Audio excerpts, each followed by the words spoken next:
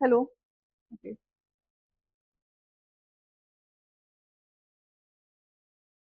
ठीक। तो hello everybody, welcome back to my YouTube channel we are science classes. मैं दीक्षिका परमार फिर से आज की क्लास में आप सभी का बहुत बहुत स्वागत करती हूँ। चलिए, तो हम जैसे कि आप जानते हैं क्लास 11 के सिलेबस को ऑलरेडी डिस्कस कर चुके थे। नाउ हमें बात करना है क्लास 12 सिलेबस। वैसे तो हमें कल ही कर लेना चाहिए था, लेकिन अनफॉर्चुनेटली थोड़ा सा लाइट इशू की वजह से स्टॉप हो गई थी हमारी वीडियो। लेकिन कोई नहीं, अब हम आज जल्दी से 12th का जो भी सिलेबस है उसको डिस्कस करेंगे, ताकि नेक्स्ट लेक्चर से हम 11th एंड 12th दोनों के चैप्टर्स को कंटिन्यूअस डिस्कस कर पाए, ताकि पैरेलल दोनों ही मतलब क्लासेस या दोनों ही सब्जेक्ट्स, आपकी दोनों ही क्लासेस के सब्जेक्ट्स पैरेलल चलें, ताकि किसी को भी कोई प्रॉब्लम नहीं आना चाहिए। ओके, तो स्टार्ट करें हम अपने आज के लेक्चर को। रेडी? ओके, सो देखिए। हाँ जी, तो आज हम बात करेंगे सिलेबस किसका।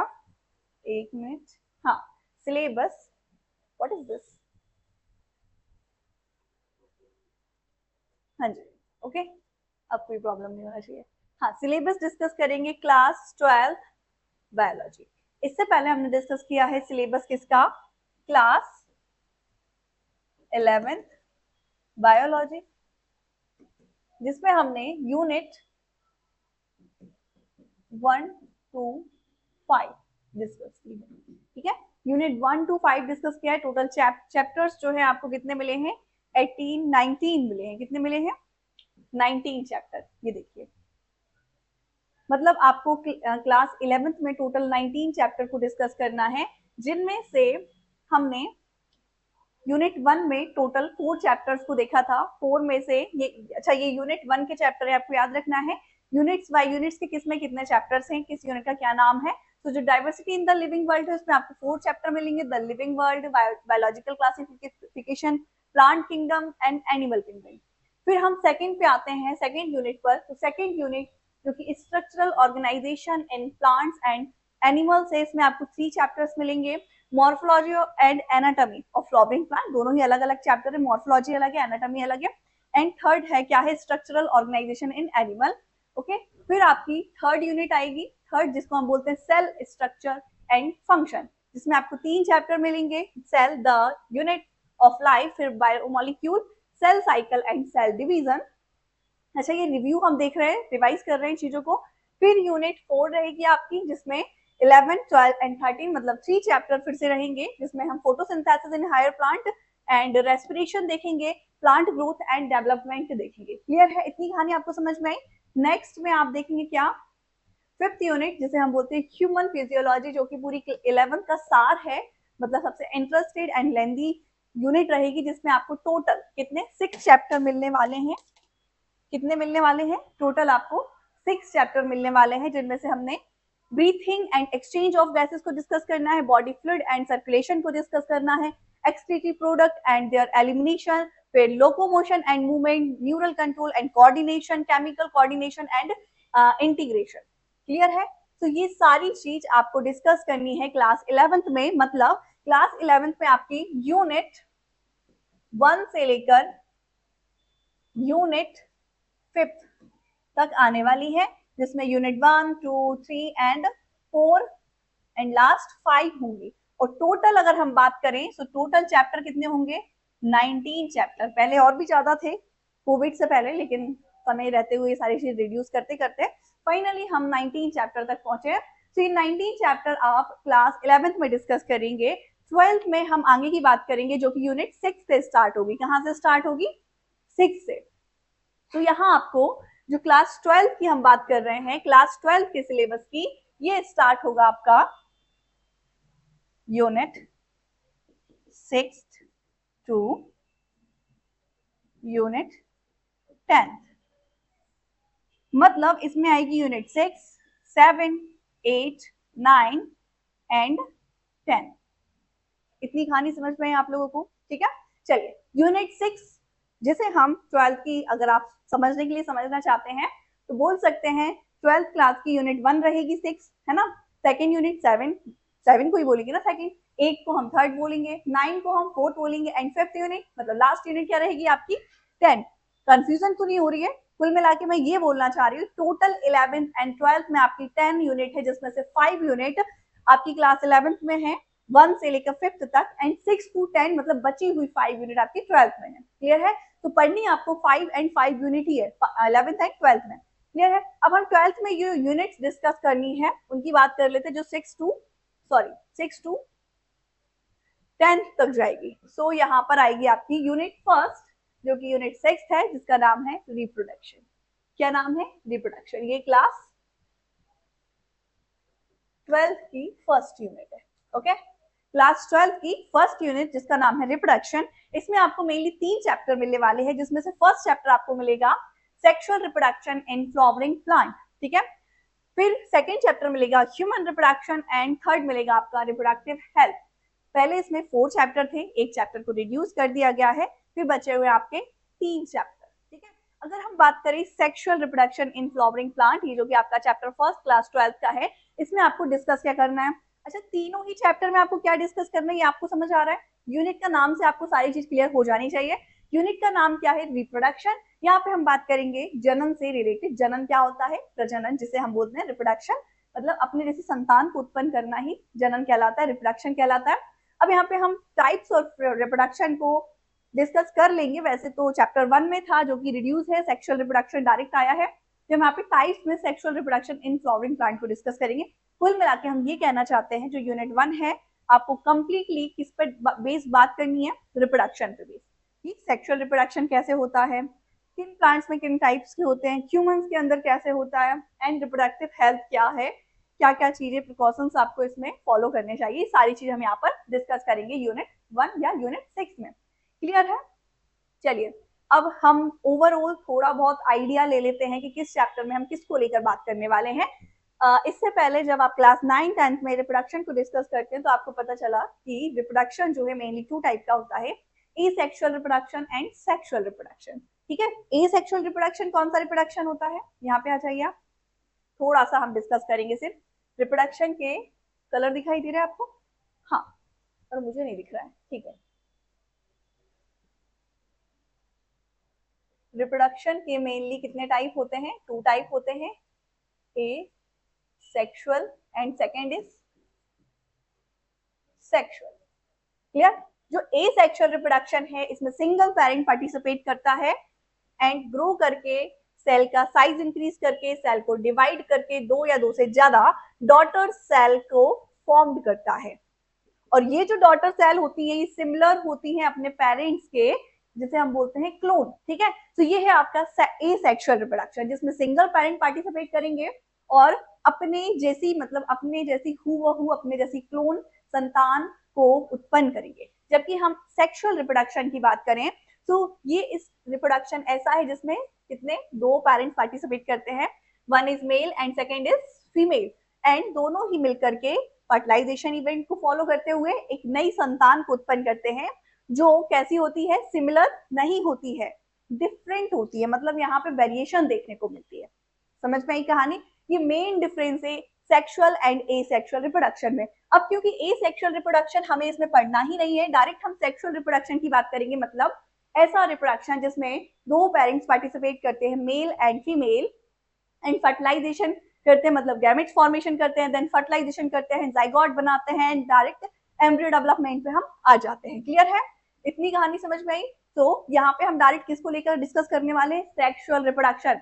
सेट कर लीजिए माइंड में, एसेक्सुअल रिप्रोडक्शन डिस्कस नहीं करना है, क्या डिस्कस करना है? Sexual reproduction. मतलब कंप्लीट माइंड में सेट हो गया है, जहाँ पे 2 पेरेंट्स पार्टिसिपेट कर रहे हैं। ठीक है, अब यही रिप्रोडक्शन जिसमें 2 parents mail and female participate कर रहे हैं, मतलब सेक्सुअल रिप्रोडक्शन, प्लांट्स के अंदर देखेंगे। कैसे प्लांट्स? ऐसे प्लांट जो फ्लावर को प्रोड्यूस करते हैं। वही हम यही रिप्रोडक्शन मतलब सेक्सुअल रिप्रोडक्शन इन ह्यूमंस के अंदर देखेंगे। तो ह्यूमंस के अंदर क्योंकि सेक्सुअल रिप्रोडक्शन ही होता है, एसेक्सुअल नहीं होता, तो हम बोलेंगे रिप्रोडक्शन इन ह्यूमन विंग्स या human reproduction. Human sexual reproduction, sexual reproduction in humans नहीं बोलेंगे। क्लियर है? इतनी कहानी समझ में आई आपको अच्छे से? चलिए आगे देखते हैं। तो sexual reproduction in flowering plant जो कि चैप्टर फर्स्ट है आपकी यूनिट 1 का 12th क्लास की, इसमें हम बात करेंगे सेक्सुअल रिप्रोडक्शन कैसे होता है, किसके अंदर? इन फ्लावरिंग प्लांट के अंदर। सेक्सुअल रिप्रोडक्शन क्या होता है ये डिस्कस नहीं करेंगे, क्योंकि अभी देखा सेक्सुअल रिप्रोडक्शन रिप्रोडक्शन का एक मोड है या टाइप है जिसमें दो पेरेंट्स पार्टिसिपेट करते हैं और अपने से डिफरेंट क्या डॉटर्स को या फिर संतान को जन्म देते हैं, प्रोजेनी को क्रिएट करते हैं। यही क्या है, सेक्सुअल रिप्रोडक्शन है। अभी जो सेक्सुअल रिप्रोडक्शन है वो फ्लावरिंग प्लांट के अंदर देखेंगे कैसे होता है, कौन कौन से इसमें मतलब किस टाइप के क्या स्ट्रक्चर होता है mail and female reproductive system का, ये गैमेट्स कैसे बनाते हैं और गैमेट्स क्या होते हैं, ये सारी चीज हम डिस्कस करेंगे। अभी फिलहाल आपको हाइपर नहीं होना है, कूल होकर चलना, जितनी चीजें डिस्कस की जा रही है बस उनको माइंड में सेट करते जाइए कि सिलेबस की बात चल रही है। फिर हम जब चैप्टर्स को डिस्कस करेंगे तो जो भी इनके टॉपिक्स है बहुत डिटेल में डिस्कस करने वाले हैं। ओके क्लियर, चलिए। सो चैप्टर फर्स्ट में आपको समझ में आया sexual reproduction in flowering plant में हम क्या बात करेंगे, sexual reproduction in flowering plant के अंदर कैसे होता है, मतलब ऐसे प्लांट जो फ्लावर को प्रोड्यूस कर रहे हैं उनके अंदर सेक्सुअल रिप्रोडक्शन क्या है। फिर हम बात करेंगे ह्यूमन रिप्रोडक्शन। अगर सेक्सुअल रिप्रोडक्शन आपको समझ में आ जाएगा तो ह्यूमन रिप्रोडक्शन इजीली समझ में आ जाएगा। क्यों, क्योंकि दोनों के अंदर कौन सा रिप्रोडक्शन हो रहा है, sexual reproduction, mail and female gamete participate कर रहे हैं। क्लियर है, इतनी कहानी समझ में।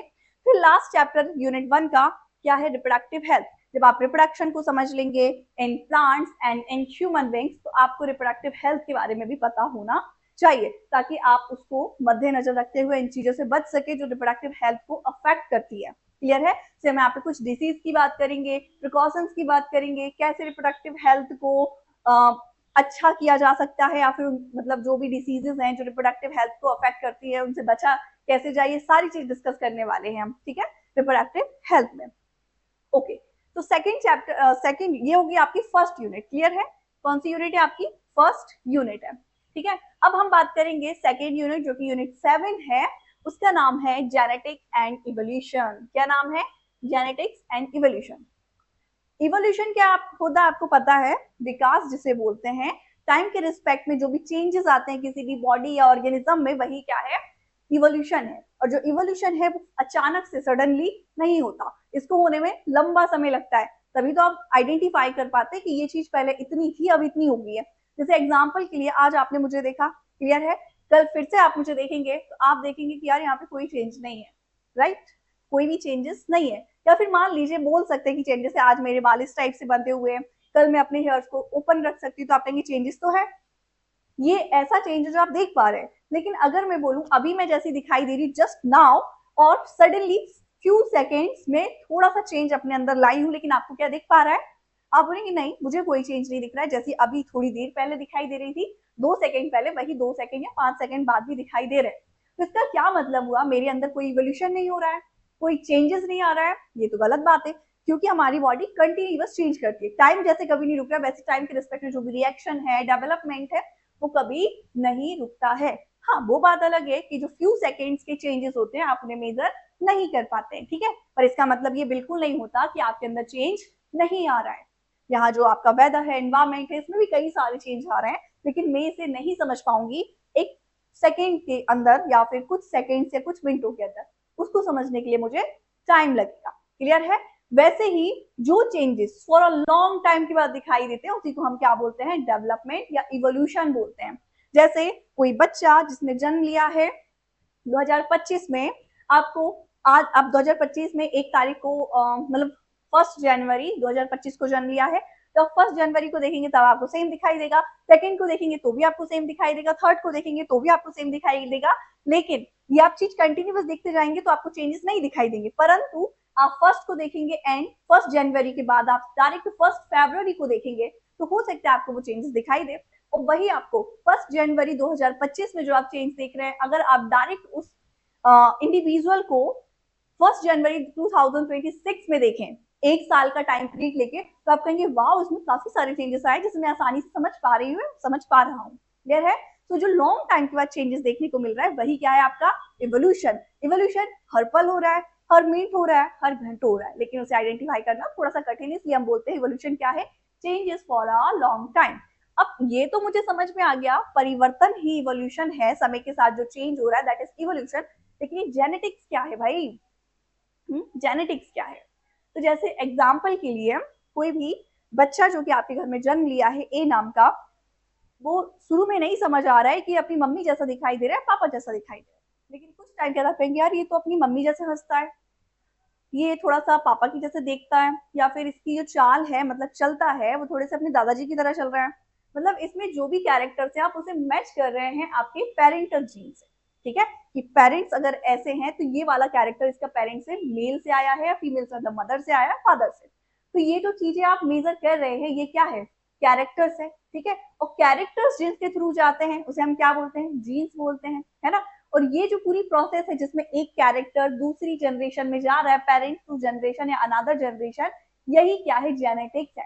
क्या है, जेनेटिक्स। जो भी ट्रेड्स कैरेक्टर पेरेंट्स से आपको मिलते हैं या संतान को आगे मिलते हैं, अदर जनरेशन को मिलते हैं, यही जेनेटिक है। जेनेटिक्स में आप बात करेंगे कैरेक्टर्स 1 2 सेकंड कितने भी कैरेक्टर हो वो कैसे ट्रांसफर कर रहे हैं first generation to another generation या parent to another generation second generation. जैसे बोलते हैं कि ये जो बच्ची है ये अपनी मम्मी जैसी नहीं लगती लेकिन थोड़ी थोड़ी अपनी नानी जैसी लगती है, अपने दादू जैसी लगती है। मतलब इसके दादा के जो भी कैरेक्टर्स थे फादर से होते हुए बच्ची में गए, या फिर नानी से मम्मी से होते हुए उसकी वही बच्ची में गए। तो इनडायरेक्टली जो पास आउट हो रही है चीज जो कैरेक्टर्स को डिसाइड कर रही है वो जीन है, और ये सारा डिस्कस करेंगे आप जेनेटिक्स में। तो जेनेटिक्स क्या है, it is a branch of biology. ये एक बायोलॉजी की ब्रांच है जिसमें आप डिस्कस करेंगे कि character one generation to another generation कैसे ट्रांसफर हो रहा है। आई होप तो कि आपको जेनेटिक्स एंड इवोल्यूशन का मतलब समझ में आ गया, क्लियर है। तो कोई डाउट है यहाँ तक, नहीं है। यूनिट 6 मतलब सॉरी यूनिट 7 मतलब की क्लास 12 की यूनिट 2 जिसका नाम क्या है, जेनेटिक्स एंड इवोल्यूशन। जेनेटिक्स से क्या मतलब होगा, कैरेक्टर्स को ट्रांसफर करना, कैरेक्टर्स को पास करना one generation to another generation या पेरेंट टू अनदर जनरेशन। किसकी हेल्प से हो रहा है, कैसे हो रहा है, सब डिस्कस करेंगे जेनेटिक्स में। So genetics is a branch of biology जिसमें हम डिस्कस करेंगे कैरेक्टर कैसे पास आउट हो रहे हैं। एंड इवोल्यूशन, इवोल्यूशन क्या है, changes in for a long time. जो भी चेंजेस है लंबे समय के बाद जो दिखाई दे रहे हैं वही इवोल्यूशन है। चाहे वो एनवायरमेंट में हो, चाहे वो इंडिविजुअल में हो, चाहे वो ऑर्गेनिज्म में हो, माइक्रो मैक्रो किसी भी प्रकार के ऑर्गेनिज्म में जो चेंजेस हो रहे हैं लंबे समय के बाद वही क्या है, इवोल्यूशन है। ठीक है, कहानी समझ आई। अब ये जो यूनिट है इसमें कितने चैप्टर्स को इंक्लूड किया गया है, 3 चैप्टर। यूनिट फर्स्ट थी उसमें भी 3 चैप्टर्स थे, यूनिट सेकंड है उसमें भी 3 चैप्टर है। जो यूनिट सेकंड है इसमें जो फर्स्ट चैप्टर है मतलब चैप्टर नंबर 4 जिसका नाम है principle of inheritance and variation. क्या है, principle of inheritance and variation, जो कि जेनेटिक्स के अंदर आता है। इसमें हम बात करेंगे प्रिंसिपल की, किसके प्रिंसिपल की, इनहेरिटेंस एंड वेरिएशन के। इनहेरिटेंस मतलब कैसे इनहेरिट हो रहे हैं characters one generation to another generation जिसकी वजह से वेरिएशन देखने को मिल रहा है। अब ये वेरिएशन क्या है, वेरिएशन क्या है, कोई मुझे बता सकता है, वेरिएशन बता सकते हैं। बिल्कुल, मैं तो बिल्कुल बता सकती हूँ। वेरिएशन मतलब होता है अगर पापा लंबे हैं और मम्मी की हाइट नॉर्मल है तो उनसे जो बच्चा हो रहा है या बच्ची हो रही है उसकी हाइट मान लीजिए फादर जैसी है कुछ, लेकिन मदर जैसी भी है। हाइट नहीं, चलिए हाइट मान लीजिए फादर जैसी है लेकिन कुछ कैरेक्टर उसके मदर जैसे हैं, जैसे कलर हो गया, आई का शेप हो गया, है ना। तो इनडायरेक्टली ये जो नया संतान हो रही है, नया डॉटर हो रहा है या फिर सन जो भी है, वो ना ही कंप्लीटली फादर जैसी हो रही है ना ही कंप्लीटली मदर जैसी हो रही है। इसमें दोनों के ही कैरेक्टर मिक्स होकर के आ रहे हैं जिसकी वजह से नया इंडिविजुअल या नया कैरेक्टर आपको देखने को मिल रहा है। एग्जाम्पल के लिए white colour and red colour. जब व्हाइट कलर को आप रेड कलर में मिक्स करते हैं तो आपको क्या मिलता है, बचपन में तो आपने ये चीज की होगी, तो मैंने तो किया, आपका पता नहीं मुझे, तो मुझे पिंक कलर दिखाई देता है। अब जो पिंक कलर है वो कंप्लीटली ना व्हाइट की तरह दिखाई देता है ना ही रेड की तरह, जबकि दोनों के मिक्स होने से ही ये नया कैरेक्टर बन रहा है ना। तो जो नया कैरेक्टर बन रहा है यही तो वेरिएशन है। ना ही ये मेल जैसा मैच कर रहा है ना ही फीमेल जैसा, मतलब ना ही मदर के जैसा ना ही फादर के जैसा, जबकि दोनों का कैरेक्टर मिक्स है जिसकी वजह से नया इंडिविजुअल नया कैरेक्टर दिखाई दे रहा है। क्लियर है, तो यही वेरिएशन है। तो ये सारी चीज हम डिस्कस करेंगे principle of inheritance and variation में, या मेंडल्स लॉ वगैरह इन सबको डिस्कस करेंगे हम, ठीक है। डिसऑर्डर्स भी देखेंगे। एंड चैप्टर 5 है मॉलिक्यूलर बेसिस ऑफ इनहेरिटेंस। जब आप इनहेरिटेंस पढ़ लेंगे, वेरिएशन पढ़ लेंगे, इनहेरिटेंस के प्रिंसिपल को पढ़ लेंगे तो आपके माइंड में क्वेश्चन आएगा कि आखिर ये जो कैरेक्टर्स हैं कौन है जो लेके जा रहा है। तो आप कहेंगे पता तो चल गया, जीन है ना, फैक्टर जिसे बोल रहे हैं, लेकिन जीन आखिर है क्या, इसका मॉलिक्यूलर स्ट्रक्चर क्या है जिसके बेस पे कैरेक्टर्स डिसाइड हो रहे हैं, है ना। तो वो सारी चीज हम डिस्कस करेंगे। Molecular basis of inheritance, inheritance का जो मॉलिक्यूलर बेसिस है जिसे हम डीएनए, आरएनए, प्रोटीन बोलते हैं, ये सब डिस्कस करेंगे कि कौन है जो कैरेक्टर्स को लेके जा रहा है, डीएनए है, आरएनए है या प्रोटीन है। क्लियर है। फिर लास्ट चैप्टर है 6 जिसे हम बोल रहे हैं इवोल्यूशन। इसमें हम देखेंगे कैसे इवोल्यूशन हुआ, कैसे अर्थ पर लाइफ आई, कैसे ह्यूमन विंग्स का क्रिएशन हुआ, इनके अंदर मॉडिफिकेशन हुआ, जैसे आप पुराने जमाने के इंसानों को या जैसे आदि मानव या आदि मानव कहते हैं, वो कैसे दिखाई देते हैं, और अब हमारे अंदर काफी सारे चेंजेस हैं। तो ये चेंजेस कैसे आए, फर्दर तो आए नहीं कि कल आदि मानव था अचानक से हम क्रिएट हो गए, यहाँ तक आने में काफी समय लगा है। ठीक है, तो ये सारी चीज हम डिस्कस करेंगे इवोल्यूशन में। क्लियर है? तो यूनिट 7 में आपको क्या पढ़ना है, principle of inheritance and variation, molecular basis of inheritance और इवोल्यूशन। आई होप सो कि आपको ये चीज क्लियर हो गई है। ठीक है, चलिए नेक्स्ट हम थर्ड यूनिट मतलब यूनिट 8 की बात करेंगे, जिसका नाम है biology in human welfare. Human welfare, ठीक है, के अंदर बायोलॉजी किस हिसाब से होना चाहिए, और सॉरी, तो यहाँ पे हम बात करेंगे human health and disease and microbes in human welfare. क्या समझ में आया इसमें? कुछ समझ में आया?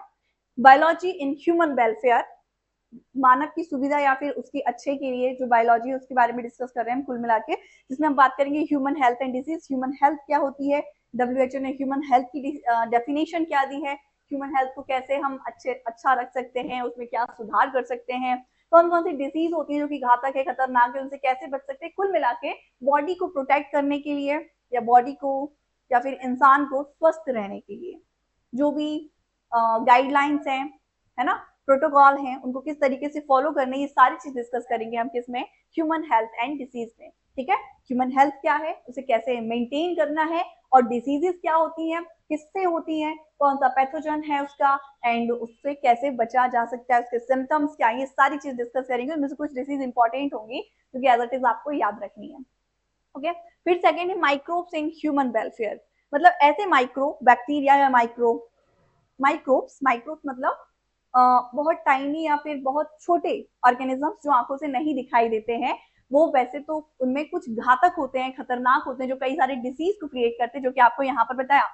क्या, human health and disease. Disease किसकी वजह से होती है, बहुत सारे माइक्रोब्स की वजह से होती हैं, लेकिन हर एक माइक्रो बैक्टीरिया जरूरी नहीं है डिसीज को क्रिएट करे, उनमें से कुछ आपकी हेल्थ के लिए बेनिफिशियल होते हैं। तो यहाँ पे हम ऐसे माइक्रोब्स की बात करेंगे जिसको हम लाइफ में यूज करते हैं, हमारे लिए फ्रूटफुल होते हैं, हमारी हेल्थ को और भी बेटर बनाने में हेल्प करते हैं। क्लियर है? डेली लाइफ में यूज करते हैं, एज अ फूड में यूज करते हैं, आपके बॉडी में होना चाहिए वो माइक्रोबैक्टीरिया। तो समझ में आया ना, माइक्रोबैक्टीरिया जो कि फ्रेंड भी है और एनिमी भी है। क्लियर है? समझ आया? मतलब वही आपके शत्रु का काम करेंगे, वही आपके मित्र का काम करेंगे। तो मित्र वाले हम यहाँ पर डिस्कस करेंगे और शत्रु वाले हम डिसीजन में देखेंगे। क्लियर है? यूनिट 8 है, यूनिट 8 बड़ी छोटी है। अब यूनिट 9 पे आएंगे, ये भी छोटी है इसमें क्योंकि 2 ही चैप्टर हैं, लेकिन यहाँ पे थोड़ा सा आपको दिमाग का प्रयोग करना है, जिसका नाम क्या है, बायोटेक्नोलॉजी। बायो एंड टेक्नोलॉजी, ठीक है, बायो मतलब लिविंग, टेक्नोलॉजी मतलब लिविंग पर आप जब टेक्नोलॉजी अप्लाई कर दें तो जो चीज नहीं मिल रही जो कि आपके लिए फ्रूटफुल है, उसे हम बोल रहे हैं बायोटेक्नोलॉजी। मतलब इंसान जब अपने फायदे के लिए टेक्नोलॉजी का यूज करता है एज अ इंडिविजुअल ऑर्गेनिज्म, तो उसी को हम बोल रहे हैं बायोटेक्नोलॉजी। जैसे मान लीजिए एग्जांपल के लिए एक ऐसा प्लांट जो कि बहुत अच्छा है, एग्जांपल के लिए मैंगो, ठीक है, मैंगो की कई सारी स्पीसीज है। अब वो स्पीसीज अचानक से तो आई नहीं होंगी, मैंगो तो मैंगो है, लेकिन उसकी स्पीसीज कैसी है, जब हमने उस पर क्रॉसिंग कराई। अब क्रॉसिंग हमने ऐसी तो करा नहीं, लेकिन उठाया एक आम का पेड़ दूसरा आम का पेड़ इकट्ठा डाल दिया, हो गई क्रॉसिंग और लग गया नया प्लांट, नया कैरेक्टर आ गया? नहीं, उसमें हमने कई सारी टेक्निक्स का, साइंस इंस्ट्रूमेंट्स का यूज किया, तब जाके हमें नए स्पीसीज मिली, जिसको हम बोल रहे हैं बायोटेक्नोलॉजी। इसमें हमने जीन चेंजेस किए हम, जैसे मान लीजिए राइस की कई सारी स्पीसीज होती है, उनमें गोल्डन राइस भी आते हैं, बासमती आते हैं, इंडिया गेट आते हैं, बहुत सारा राइस आता है तो, लेकिन राइस की स्पीसीज तो एक ही है, लेकिन राइस एक ही स्पीसीज है, लेकिन उसमें कई सारे बोल सकते हैं ब्रांचेस या वेराइटीज है। तो ये वेराइटीज कैसे आई, आपकी बायोटेक्नोलॉजी की हेल्प से, जब हमने उसके जीन में चेंजेस किया। अब जीन में ऐसा तो है नहीं कि उठाकर जीन यहाँ से यहाँ पटक देंगे, उठाने के लिए भी कुछ इंस्ट्रूमेंट की जरूरत है, और उसको सर्वाइवल करने के लिए, आगे सर्वाइव कर पाए, वो ग्रो कर पाए, उसके लिए एक हमें पूरा एनवायरमेंट क्रिएट करना है लैब में, लेबोरेटरी में, है ना। तो ये सारी जो कंडीशन अप्लाई होंगी, जो भी चीज आप यूज कर रहे हैं इसमें, किस तरीके से इसको फॉलो करना है, इसके प्रिंसिपल, ये सारी चीजें डिस्कस करेंगे बायोटेक्नोलॉजी में, जिसे हम अपने अनुसार चेंज कर पाए किसी भी ऑर्गेनिज्म को, प्लांट्स को, माइक्रोब को, एवरीथिंग। जैसे एग्जाम्पल के लिए ह्यूमन बॉडी इंसुलिन बनाती है, इंसुलिन इज अ हार्मोन जो कि शुगर को कंट्रोल कर रहा है, ठीक है। अब बॉडी में जब इंसुलिन बनना बंद हो जाता है तो हम क्या बोलते हैं, शुगर हो गई है, पेशेंट को डायबिटीज हो गई है। तो इस डायबिटीज का क्या कोई ट्रीटमेंट नहीं है? है, बिल्कुल है। आप बोलेंगे इंसुलिन के इंजेक्शन ले लेते हैं जो जिसको भी डायबिटीज होती है, तो ये इंसुलिन का इंजेक्शन कहाँ से आ गया, है ना। मतलब जो आपकी बॉडी के अंदर इंसुलिन बन रहा है आर्टिफिशियली, आपने उस इंसुलिन को बनाया है, तभी इसे इंजेक्शन के थ्रू इंजेक्ट कर रहे हैं और बॉडी में वही इंसुलिन क्या हार्मोन्स का काम कर रहे हैं एंड शुगर को कंट्रोल कर रहा है। तो उसको बनाने के लिए आपने इसका क्या पढ़ा, स्ट्रक्चर पढ़ा, देन उसके जीन्स को हमने बनाया, उसकी चेन को बनाया इंसुलिन की, एंड फर्दर हमने उसे सर्वाइव किया ताकि आपकी बॉडी के अंदर वो कार्य कर पाए, वर्क कर पाए। ठीक है, तो ये जो पूरी प्रोसेस है ये बायोटेक्नोलॉजी के अंदर आती, कैसे बनाया, क्या किया, कैसे स्टडी की, एवरीथिंग। ठीक है, तो यहाँ पे हम बात करेंगे दो चैप्टर, जिसमें पहला है बायोटेक्नोलॉजी, जिसमें हम बात करेंगे प्रिंसिपल एंड प्रोसेसेस, कि बायोटेक्नोलॉजी के प्रिंसिपल्स क्या होते हैं और उसकी प्रोसेस क्या है, क्या क्या चीज यूज करने वाले हैं। And second biotechnology and its application, इसके एप्लीकेशन क्या है, कहाँ कहाँ आपने बायोटेक्नोलॉजी का यूज किया है, इसके एग्जाम्पल्स। क्लियर है, समझ में आया, देखिए आपको इमेज में भी क्लियरली दिख रहा होगा। चलिए यूनिट 10 जो कि हमारी लास्ट यूनिट है, जिसे हम बोलते हैं इकोलॉजी। इकोलॉजी का मतलब आपको पता है, इकोसिस्टम, बायोडाइवर्सिटी, ये सारी चीज इसमें हम पढ़ेंगे इकोलॉजी के अंदर, जिसमें हम प्लांट, माइक्रोबैक्टीरिया, अर्थ फॉर्म, मतलब जो मिट्टी के अंदर रहते हैं ऐसे ऑर्गेनिजम्स की बात करेंगे, जो लैंड पर रहते हैं ऐसे ऑर्गेनिजम्स की बात करेंगे, जो एयर में फ्लाई करते हैं, उड़ते हैं, ऐसे बर्ड्स की बात करेंगे, जो वाटर के अंदर रहते हैं उनकी भी बात करेंगे। तो कंप्लीटली इकोलॉजी की बात मतलब होता है पूरे अर्थ के अलग अलग एरिया का, अलग अलग इन्वायरमेंट के अकॉर्डिंग अलग अलग ऑर्गेनिज्म की, बोल सकते हैं, सर्वाइव करने की प्रोसेस, एक एग्जाम्पल के लिए। ठीक है, तो यहाँ पे हम बात करेंगे organisms and population, ecosystem, biodiversity and conservation. Clear है। अब यहाँ पे आपको क्या ही ज्यादा समझाऊं, लेकिन आप जब पढ़ेंगे तो इजीली समझ में रहेगा। सोशल की तरह थोड़ा चैप्टर रहेगा, सोशल लाइक इंटरेस्टेड है, मजेदार है, थोड़ी सी चीजों को यहाँ पे याद करना पड़ेगा। जैसे यहाँ पे हम ऑर्गेनिजम्स क्या होते हैं, पॉपुलेशन क्या है, ये डिस्कस करेंगे, उसे कैसे मेंटेन करना है, कंट्रोल करना है। फिर यहाँ पे इकोसिस्टम की बात करेंगे, इकोसिस्टम क्या है, आपको सबको पता है इकोसिस्टम क्या है, एक सेम सरफेस पे अलग अलग ऑर्गेनिजम्स का अलग अलग लैंड पर सर्वाइव करना इकोसिस्टम है। जैसे मान लीजिए एक एरिया है, वहीं पर लैंड है, वहीं बड़ी ट्रीज लगी हुई है, आसमान तो है ही वहां, और तालाब भी है, तो तालाब में अलग प्रकार के ऑर्गेनिज्म होंगे, तो वो एक अलग प्रकार का इकोसिस्टम हो गया।